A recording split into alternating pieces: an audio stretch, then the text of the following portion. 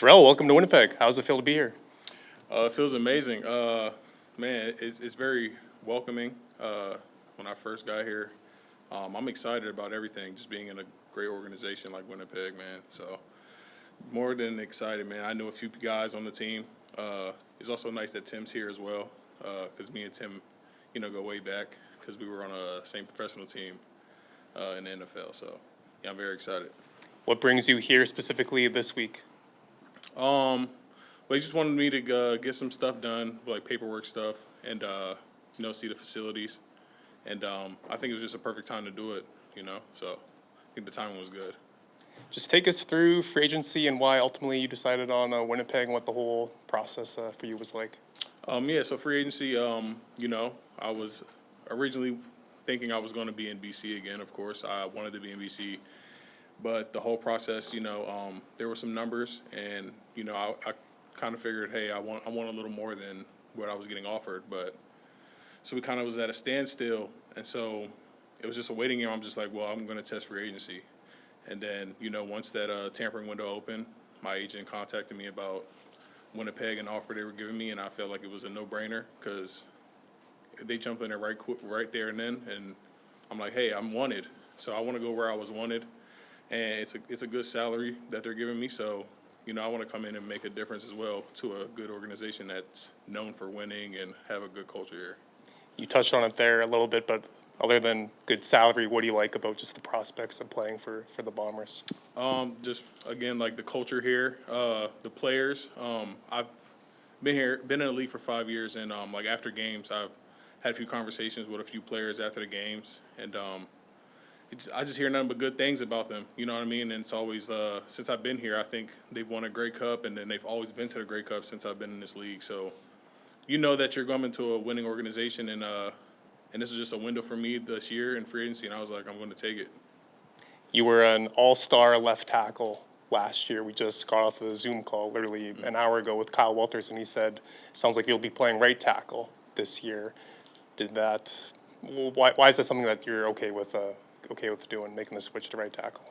Well, wherever they do put me, I don't mind playing. So, but if I was to be playing right tackle, it's an adjustment. But I've seen guys around the league bounce around from left to right and play at a high level. So I think it's just a good challenge for me to take, and it shows like, hey, that I can do more than just play left. So I think it's a good challenge for me.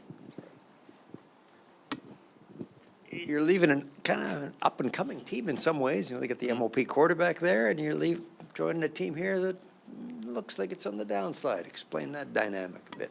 I looked at it more as where am I at in my career, my age, and just my window of getting paid the right amount that I think I'm valued at. And yes, I'm leaving a great team with a great quarterback, but there's a great quarterback here as well, great team here. And I think, we got the right pieces in free agency that can make a difference as well and get a run at that Grey Cup. So Explain to fans a bit, the money, this is not the NFL, you're not leaving for millions. So explain to fans a bit, it's a short career you guys have, and it's how much you really need to maximize it, I guess. So I know as a pro, it's for the love of the game. It's always a dream to play when you're a kid, to make it to either NFL, CFL, any kind of professional league. And it's not a long career. So not only do you want to continue to play as long as you can, but you do want to make as much money as you can playing. And I feel like the older I get, and the season I had last year, I needed some money to support my family, newly married as well. So I think, it's just appreciate it. And I just think this is a time in my life that, money was a big part of this time. Yeah, okay. I forget, you signed a 2-year deal? 2-year deal, yes, sir. How much longer you want to play? Honestly, I want to go until, my body tells me I can't go anymore. I don't want to put an exact number or age, but I think whenever my body tells me, that's when I'm going to be good. So far, what's the body saying? My body feels great. Yes, sir. Body feels good, so. I think to match Stanley, you've got 8 more seasons to catch up. Do you feel like that's in play? Honestly, that's very inspiring, and then now being on the same team, I definitely have to ask him, like, hey, what's your secret? So that's something, a conversation I'm going to have with him. But very inspiring by him, and Stanley's somebody that I've talked to after every game that we played against each other, and yeah, I'm excited to be in the same room with him. Could you describe what those conversations are like? Because are they about the game? Are they about technique? Are they about just life? It's about, asking each other, like, how are we doing? Like, how you feeling? And then, throw some little jokes in about, like, the game that we had or who we went against, or, like, if we lost a rep. Like, we just, like, joke with each other and stuff. And then, just say, like, hey, man, like you're a baller, and just respect each other's game. So. I was going back through some old depth charts. Did you only ever play the left side in BC, like between guard and tackle? Yes. Okay, but in college you were a right-sided player? Yes, I was playing right guard. Yeah. Okay. Have you played around with right tackle? Do you with some guys it's a big transition. With some they're like, no, it's whatever. I'm an athlete. So I played arena ball one year, and you have to like change to right and left every other like hash you go to. So I've got some experience playing right, but it's been in years. But I don't think it's a big adjustment, as in I think I'm just flipping everything, and then I have time. So I'm glad that the information that I'm getting, I can practice it in the off season and perfect my craft, and I think I'm gonna do amazing. I'm trying to think of how teams run their ends. There's a field end, there's a boundary end, but you would get both guys in a mix anyway, regardless of which side. Is that Right, yeah, correct? either left or right. I'll be playing against both the ends because, the ball either going to be on the either hash or the boundary or the field. So, yeah, either way, no matter where I'm at, I'm going to be playing the same guys. What do you know about Tommy Condell, the offenses he run? You've been around and he's been around the league. Do you know much about what you'll be stepping into?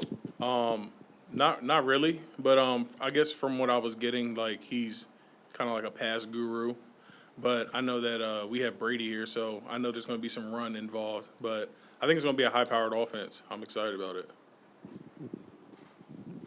Joel, can you maybe take us back to 2020? Because originally I'd forgotten this, that you had signed here, and then the COVID year happened. But how did it end up that you went to BC? So Ryan was here, and I had some interest from Winnipeg, and I signed with them. I was supposed to come here, but then when the pandemic happened, I kind of got a call. He was like, hey, you might not have time to, showcase your talent, so we're going to have to release you. We don't even know if we're having a season. And then, sure enough, there was no season. So then Ryan goes to BC, and then, he contacted me then with BC and asked me to sign with BC. Back to leaving BC, Nathan Rourke was quite public before the window opened about wanting you to stay. Can you maybe talk about the push and pull of that, and maybe who got on the phone from here to say, hey, you should come to Winnipeg? Like, how did you, that's not an easy decision that you just kind of snap your fingers or flip a coin, right? Yeah, it took me months, and it was just, I was just going back and forth, and then, it was just a standstill, and I was hoping, it would be a different, like, just one day I'd be like, hey, yeah, like, we'll have an agreement of this number, but it never got to that point. It was just one number, and I was just like, man, my value is higher than that. So I kind of just waited around and just, waited till it got closer to the window and then free agency, and I was like, you know what, this might be the year I have to go somewhere different from BC, and I prayed about it and all this stuff, and I think I made the right decision. How many guys from here, like players, contacted you after the fact, and who were they? Dembski, Brady, Zach, Patty, they all contacted me after they found out, like, hey, yeah, I'm coming to Winnipeg. So it was very welcoming, and that's a good sign, knowing, like, hey, there's a good group of guys, and at the same time, these guys been here for a while too. So, they say guys that be here for a while, like, there's a reason why. So. Were you at all nervous about the prospect of going to free agency? I wasn't. I'm confident in, like, what I put on tape. So I told myself, hey, going into free agency, don't stress about it. Stay prayed up, and just know, like, hey, God got me. And what I put on tape was good. So I knew something was going to shake, if that was with BC or with somebody else. Did you know it was going to be this? I mean, the reports are it's a pretty big deal. It's a substantial amount of money. Did you know it was going to be that? Were you all caught off guard by that? I was. I didn't. I thought it was going to be a little less, but You know, it was all planned, and I was happy for it now, and I feel like it's a great opportunity, and I took it. So, Yeah. and it's a great organization to do it with.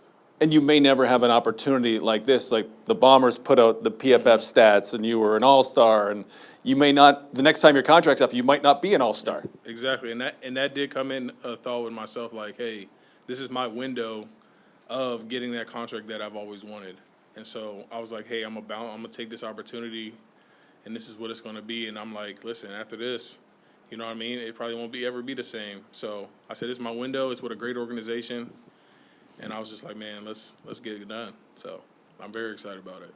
Normally, when you've played here, people are screaming so loud they probably make your ears want to bleed.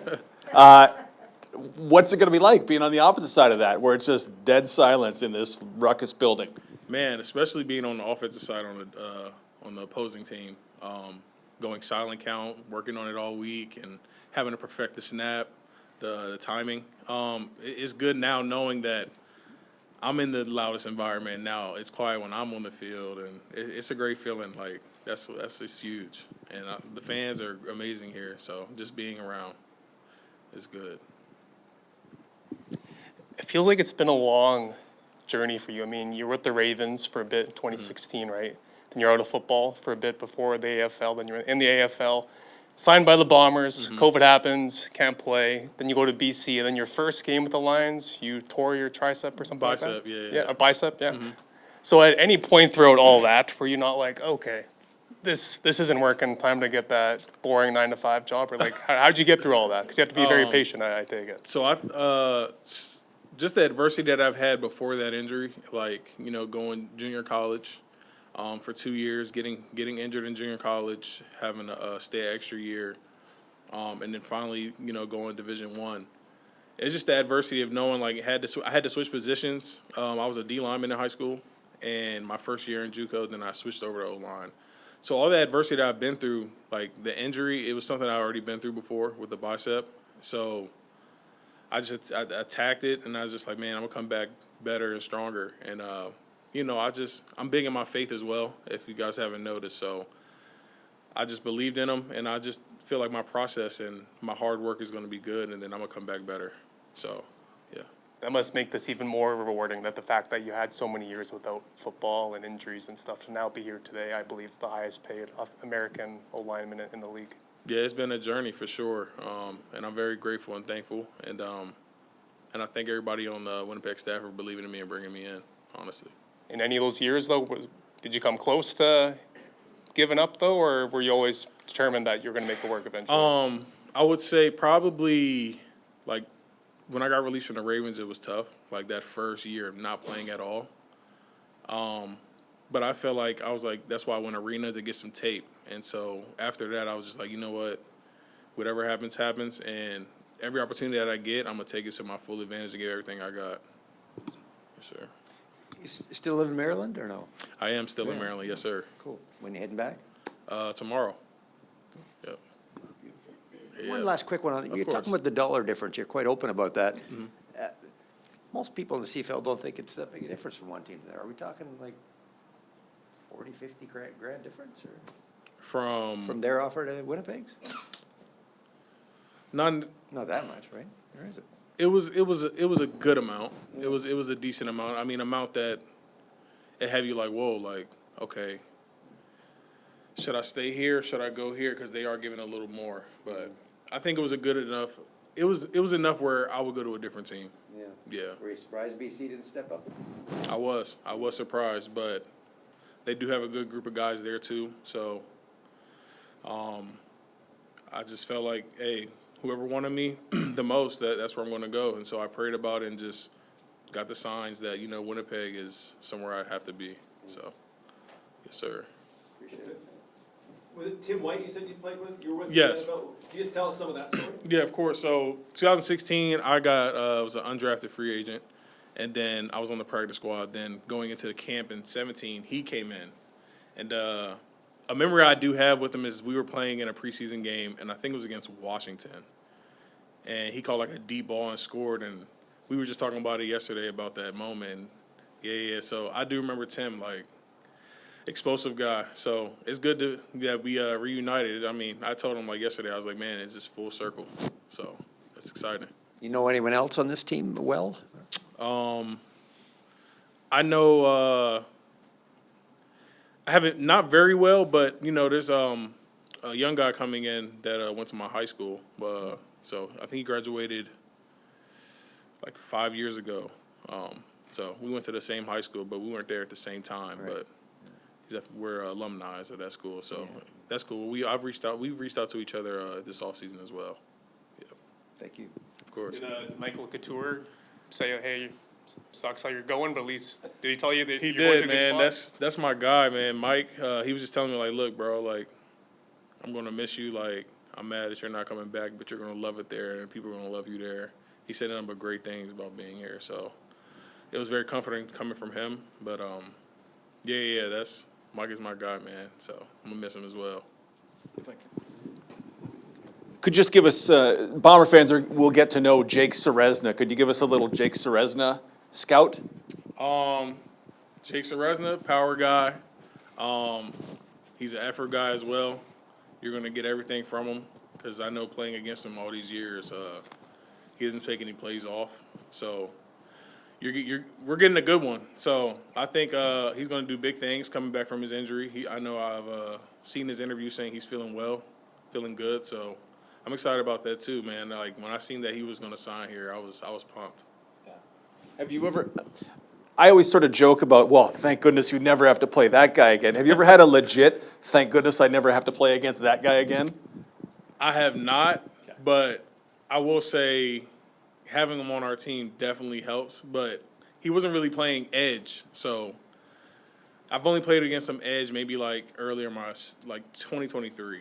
But he played inside, so I kind of didn't have to worry about him much. But I see what he's done on film, so I was just like, hey, like this guy is a dog. So I'm glad we got him. Now you get full speed Matthew Betts, though, a couple times a year. Yeah, we do. But, I have years of practice of going against him, so I feel pretty good about it. So. How's today's Willie Jefferson compared to 5 years ago? I think that he's gotten smarter with the game and just plays like a savvy vet. You know what I mean? He keeps you on your toes as a tackle, getting bad at balls. It's not a sack, but you're also at a tackle like, wow, like this could have been a first down play and he gets a batted ball and it's like you back to the sideline like I don't know what to do. Like I don't know if I have to run block on pass. Like so he keeps off of the linemen on their toes for sure.